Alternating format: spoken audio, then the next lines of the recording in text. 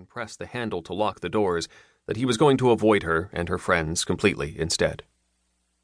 If Emily knew he was there, she showed no sign. She just kept talking to her friends as Theo slinked past toward the door.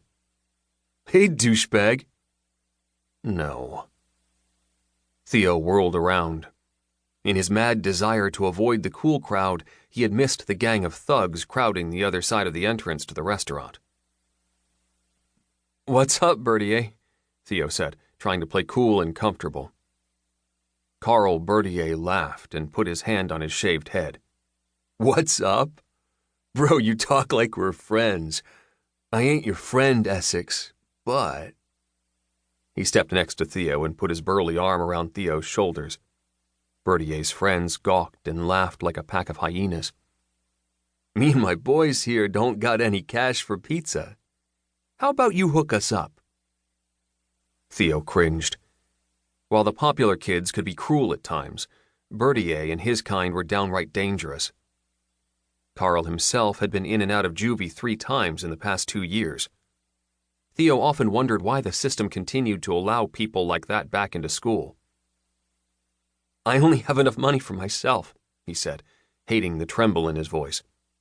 "That works," said Bertier, tightening his grip on Theo's shoulder. He leaned toward Theo's ear and whispered conspiratorially, "You'll buy me a slice. Fuck those other guys, am I right?" Theo nodded miserably. He reached into his pocket for the $5 bill his parents had provided him for a post-finals lunch. "Is there a problem here?"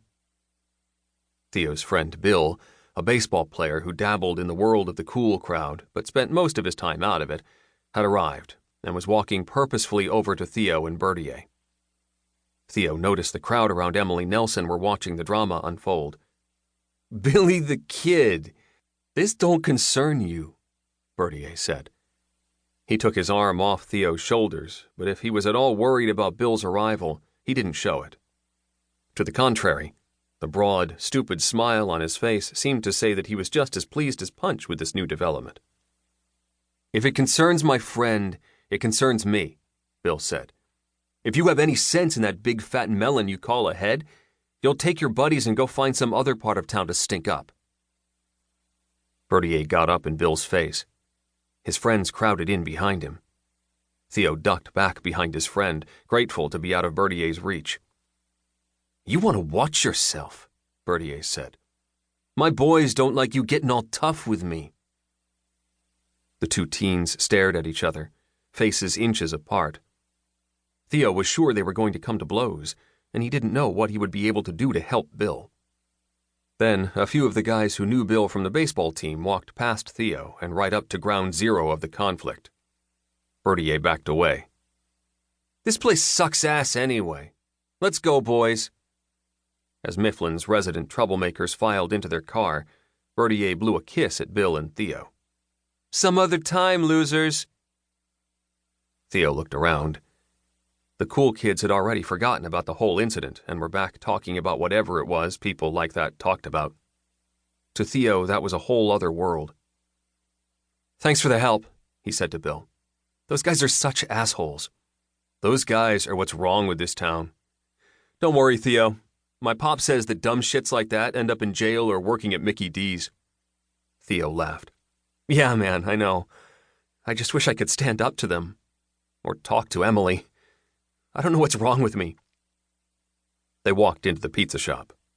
"Nothing wrong with you," Bill said. "It's what's wrong with the rest of them. You're nervous because you know that if you put yourself out there, you'll get your head bit off or your ass handed to you. You're just being smart." They ordered their pizzas. "Still," Theo said, "it just sucked with Emily there and all."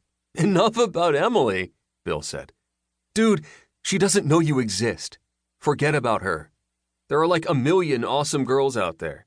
Chill for a second and let yourself explore the options." They sat down at a table for 4 with 2 slices of cheesesteak pizza each. By that time, the shop was bustling with liberated high schoolers. Soon, Mark and Ryan would join them. Mark always drove Ryan, and Mark was always late. "Changing the subject a little," said Bill. "So when are we going to head to the shore this summer?" Bill asked. "Why the shore? Well, for one, it's ridiculous."